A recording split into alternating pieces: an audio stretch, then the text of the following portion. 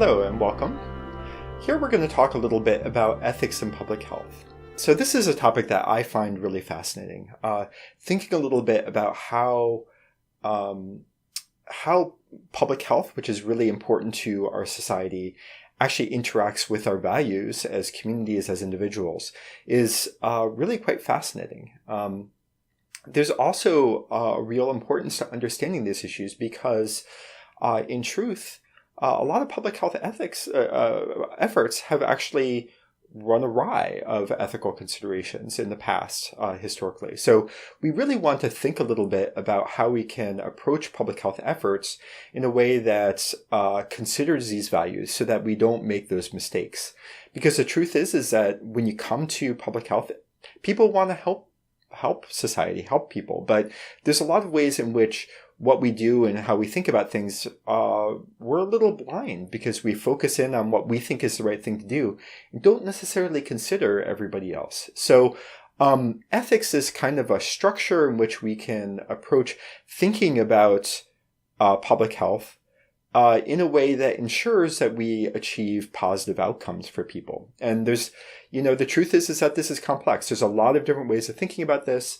And by knowing more about them and by applying them, hopefully we will come to better decisions about how to move forward with improving health for the public. All right. So let's talk a little bit about what ethics is. So ethics, also sometimes called moral philosophy, that's a term that's sometimes used a little bit more of a religious term for it, but ethics more broadly doesn't have to have any connection to any sort of religious background. You can have very strong views about how to conduct and behave with people in a way that's respectful and considers ethical challenges without having a moral framework or an ethical religious framework for thinking about it. But anyway, ethics is a field that kind of thinks about things around our judgments around thinking that a thing is a good thing or not, approval, disapproval, right or wrong, goodness and badness. There's also ways to think about virtue. Is this something that's a good thing for a person to do versus something that's unworthy? Whether or not actions that we pursue are things that we think are good and desirable or not. That overall that these things actually produce a state of affairs that we want for ourselves and for our communities, right? So that's really what we're talking about in terms of the field of ethics. And you can see from all these different components that this is a complex field with a lot of different ideas about how to approach this.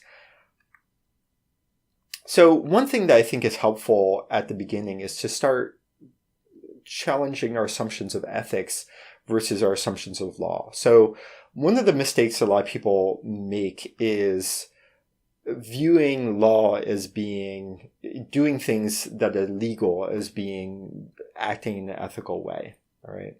So you've heard people say, well, that's okay because it's legal for me to do that, but that's sort of a mistaken understanding of how we make decisions, right? And what's appropriate. So when we think about law has its own traits, all right? Law is a formal system that is procedural and it's generic in the sense that it applies to everybody. It's intended to be not to be something that's very specific to individual circumstances, all right? Also, law is something that really defines a minimum standard of behavior. What that means is that it's not saying, it's not addressing things like, oh, should you be nice to people or friendly? It's just saying, no, you can't punch somebody, right? So it's a baseline. It's not saying what's actually a good thing to do. Like most of us think it's actually good to be kind to others, right? But we don't typically legislate that you by law have to be nice to other people, right? There's also, because it's a minimum, there's also, and it's agreed upon at a governmental level, there's the weight of governmental authority in the sense that if you don't do that thing, you can actually have some sort of sanction. You can be punished in some way if you don't do that, take that action. So that's how we view law. Again, law is really a baseline, right, for behavior and for action.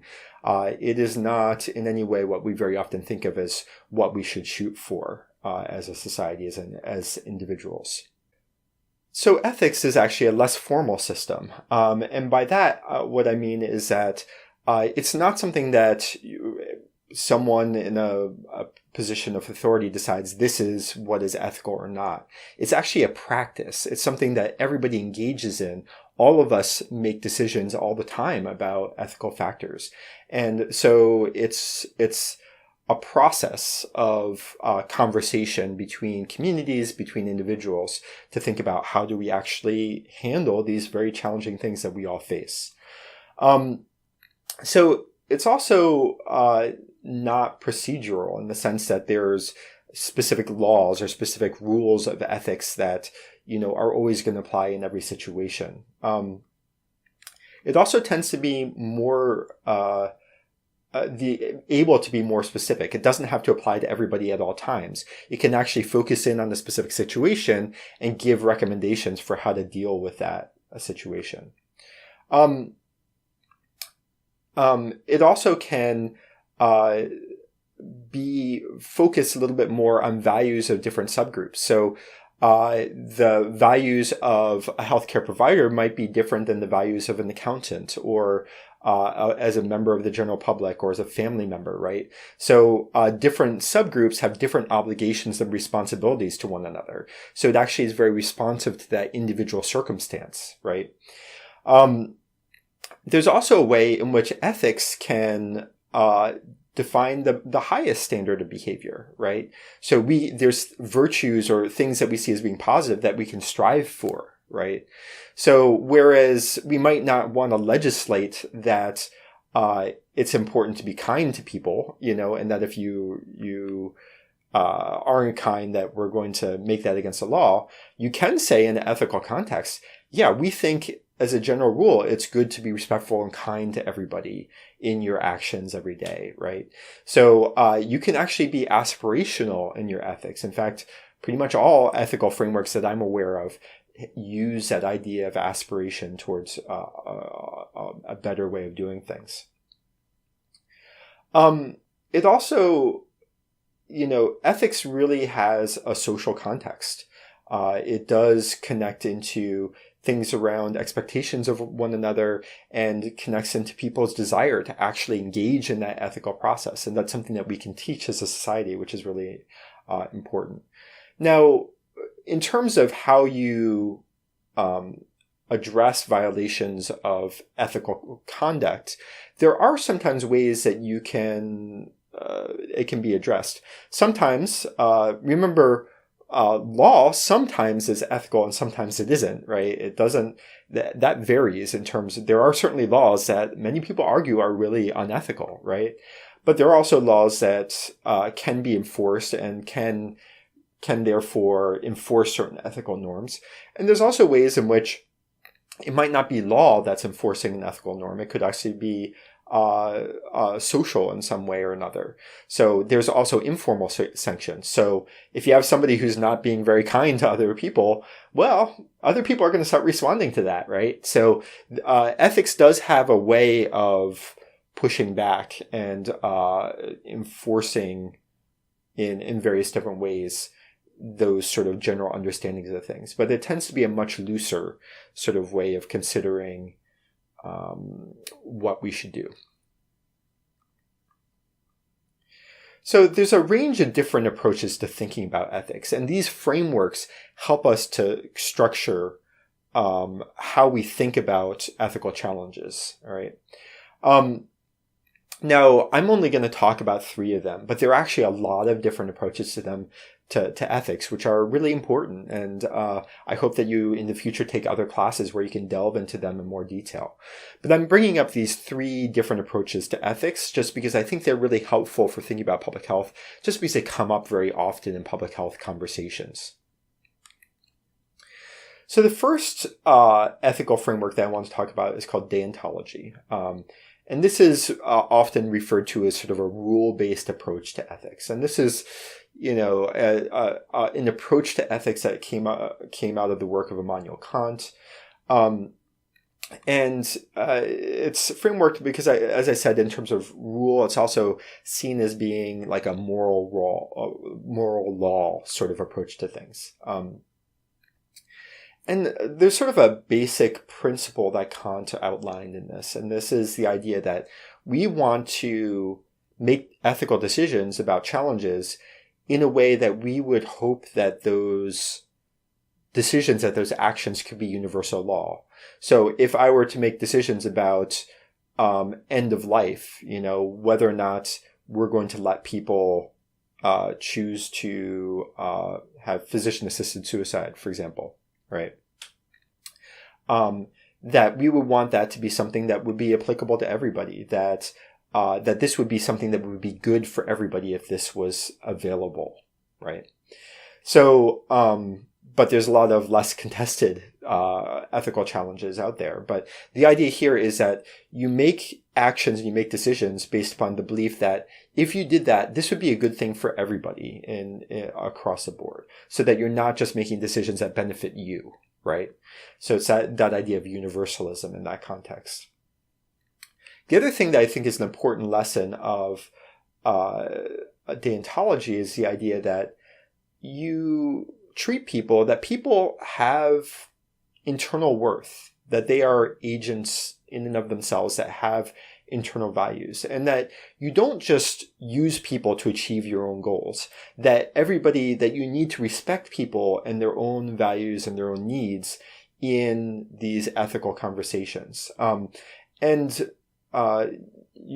Essentially just that you don't use people going forward.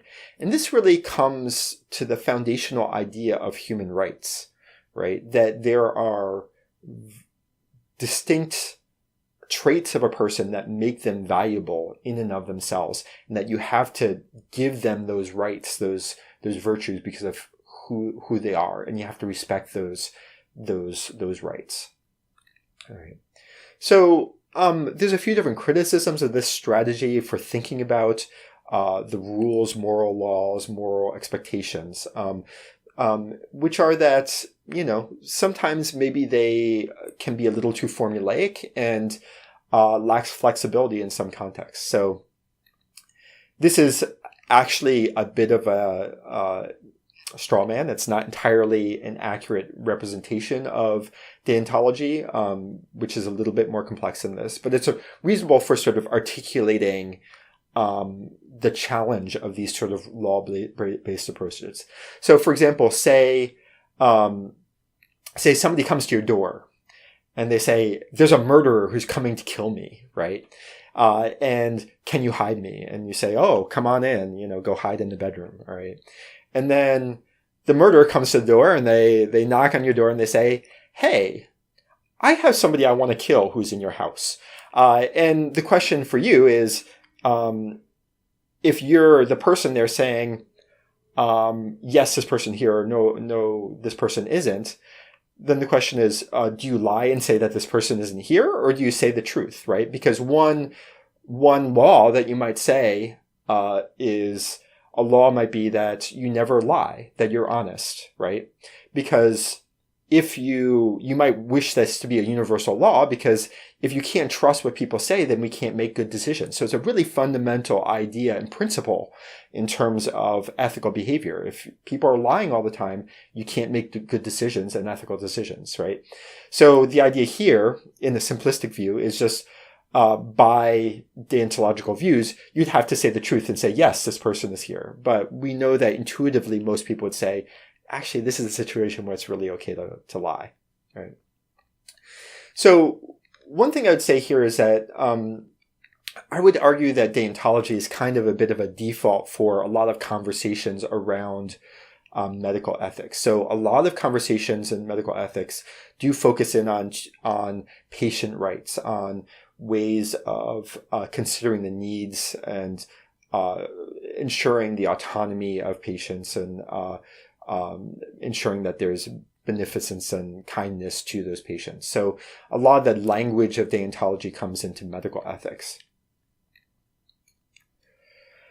Then we have utilitarianism. Utilitarianism is a theory a framework that sort of came out of the work of Bentham and John Stuart Mills.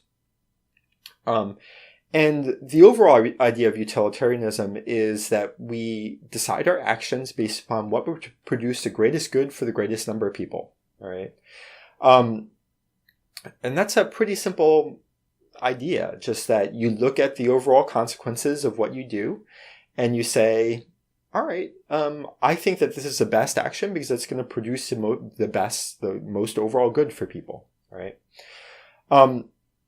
Now, what is good varies. I mean, that's one of the challenges of utilitarianism. So what's a good outcome and what isn't? So one idea behind this is that it's hedonism is a view. So what produces the most enjoyment or happiness, personal happiness, states of joy, right, based upon this outcome. And you can actually measure that, in theory, and then say, okay, we add this all together and what produces the most joy? But then there's other theories about how we think about goods. And another theory that I think is helpful for thinking about this is to what extent does an action fulfill people's desires about the world?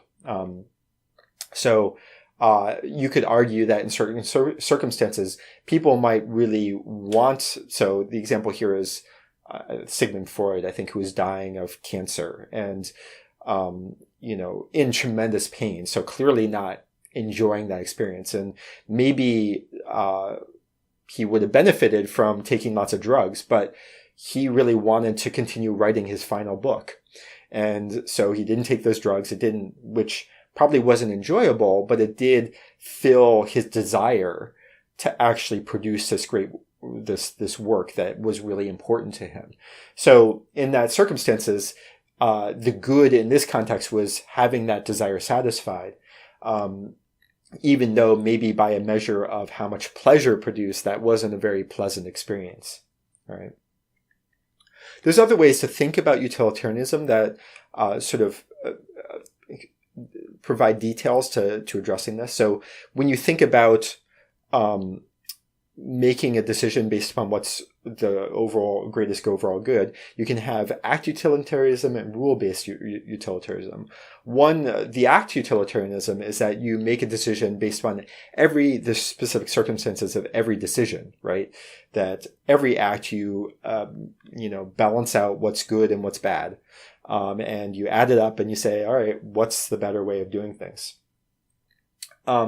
It's also another approach is saying, look, it's too hard in every situation to actually add up all the risks and benefits. So we're going to essentially create general rules of thumb about how you would address the situation. And we'll just generally act upon those basic rules in similar situations. So those are two different types of utilitarianism. The other thing that I would note about, and this is fairly important, is that utilitarianism doesn't necessarily support the idea of human rights. It's sort of this soft version of human rights. You can make arguments for it, but it doesn't at its basic level say that people have an inherent value as ethical agents. And this leads to one of the major criticisms of utilitarianism. And I think that again, just like the criticisms of deontology, I think that this is a bit of an exaggeration and not quite a precise criticism of utilitarianism, but it shows like the general concern about this, which is that utilitarianism sometimes could potentially justify what is intuitively unethical behaviors, right?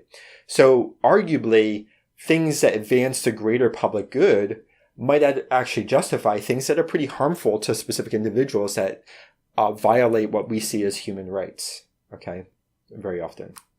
So, the classic example of this is kind of an interesting intellectual exercise of saying, all right, so say you could you could save, you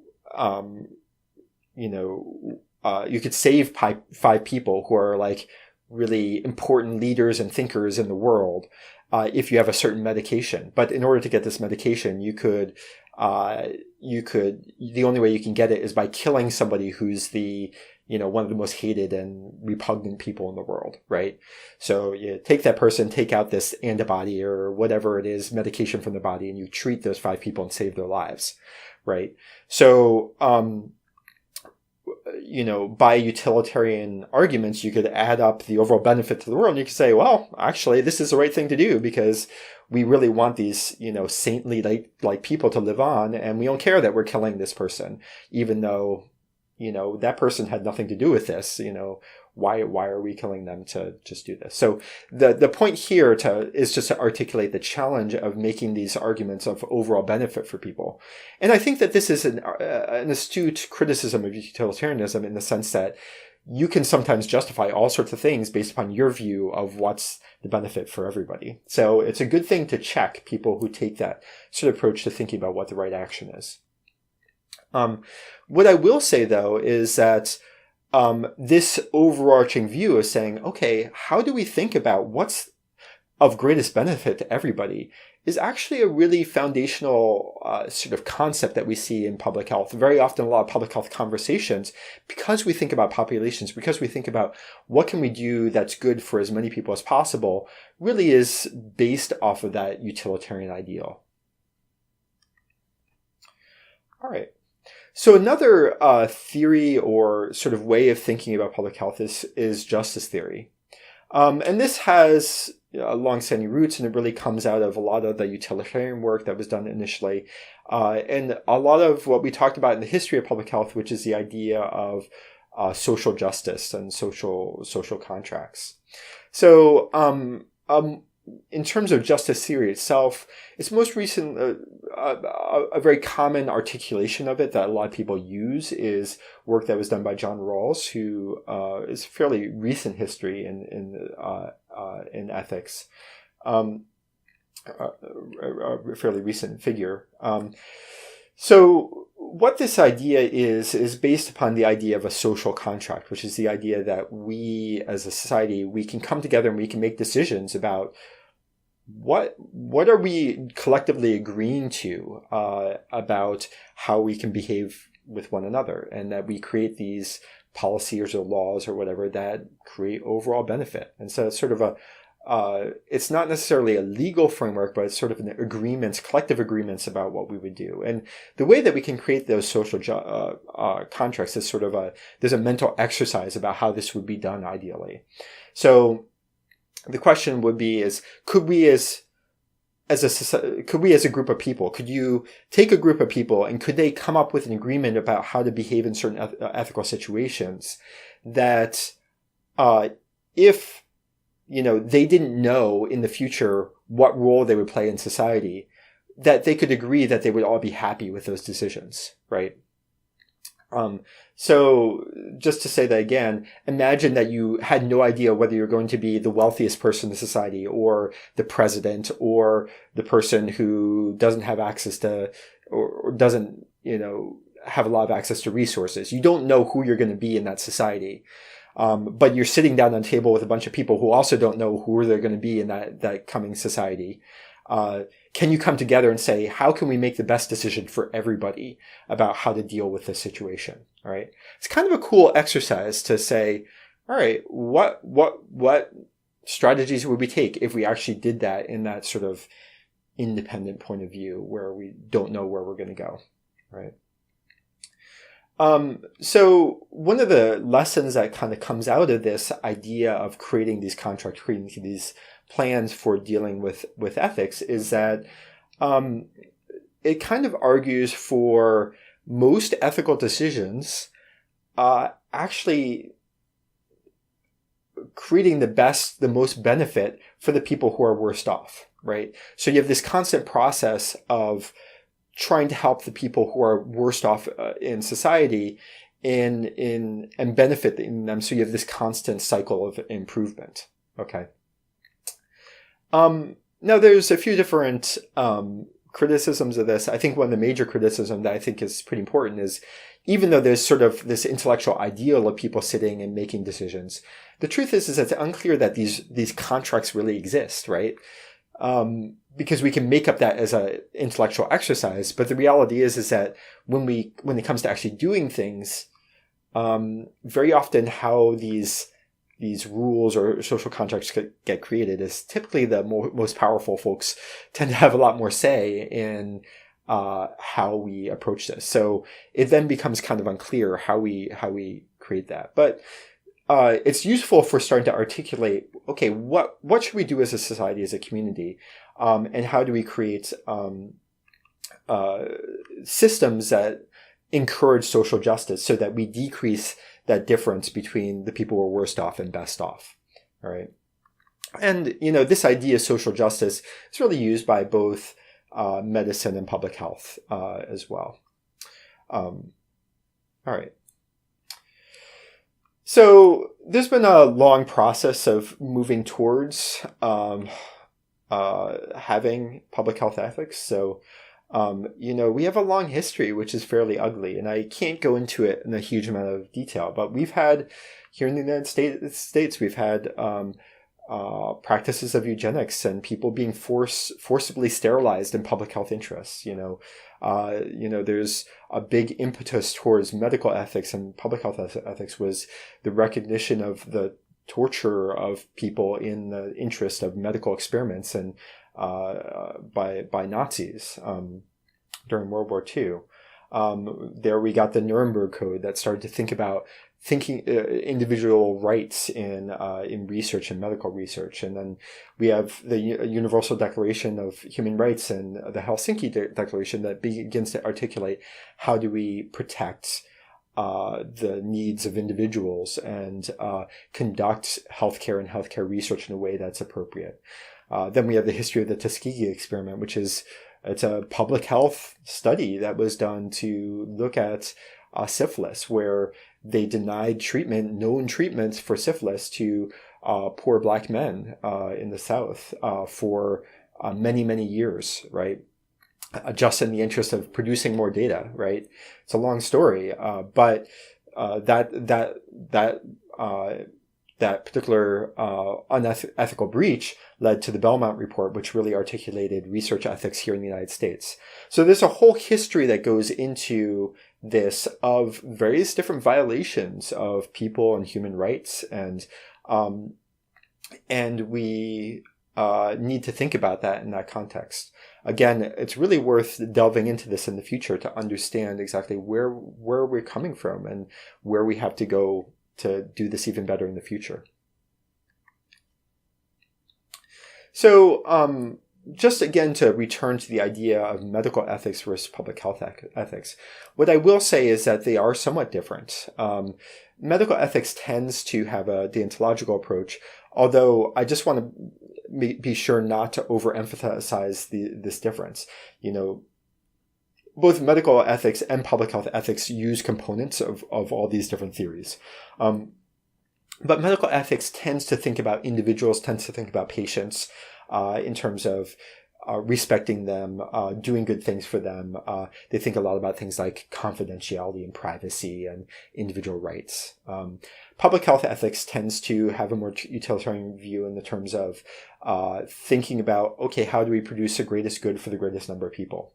All right. So there's also a little bit more interest in processing for bringing people into those conversations, having a democratic process for it.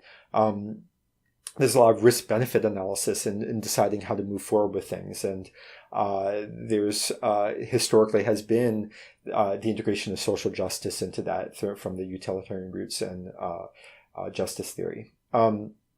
And then there's a lot of integration into public health ethics of things like community and governmental responsibilities, whereas in medical ethics, a little bit more individual focused and process rights focused. All right, so I'm going to move a little bit towards research ethics. So I mentioned before that research is a major factor in how we come up with new evidence that can help us to move forward with public health. But there's been multiple historical instances of research not actually respecting people very well and taking care of their needs, right?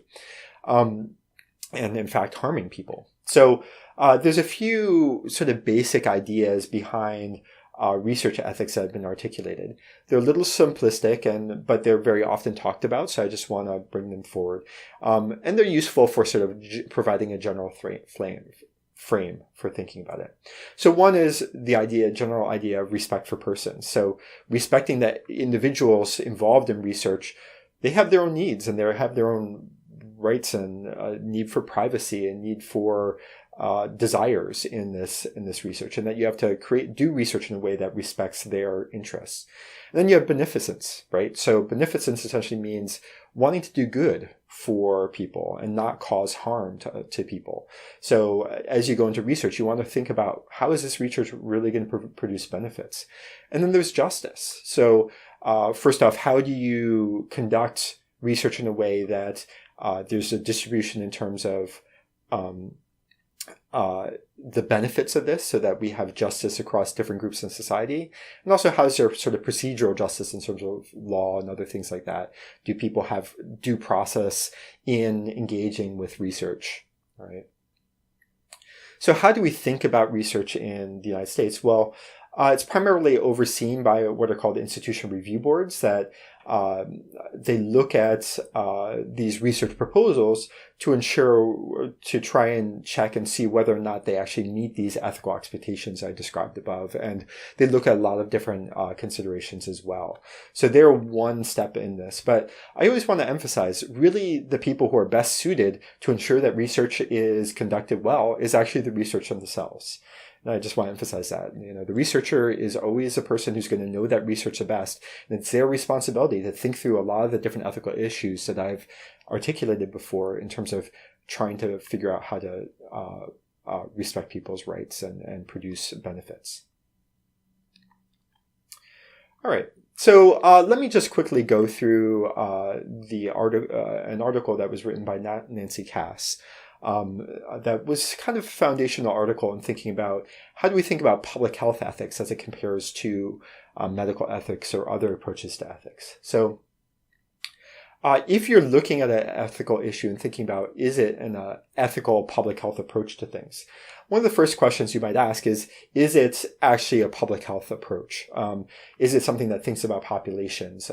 Is it something that's a overarching thing? Certain types of medical decisions might be better approached by other sort of ethical strategies.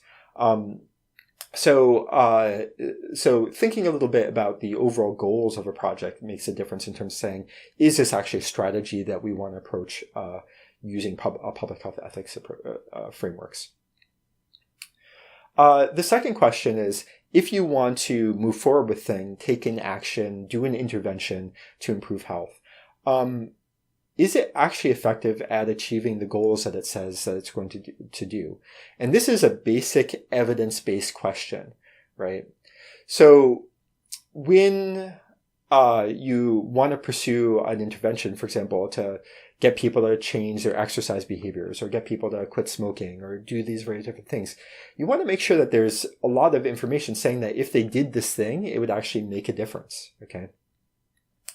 It's actually unethical to pursue an intervention if we don't have good reason to think that it would make a difference, because you're essentially wasting money and wasting time, right?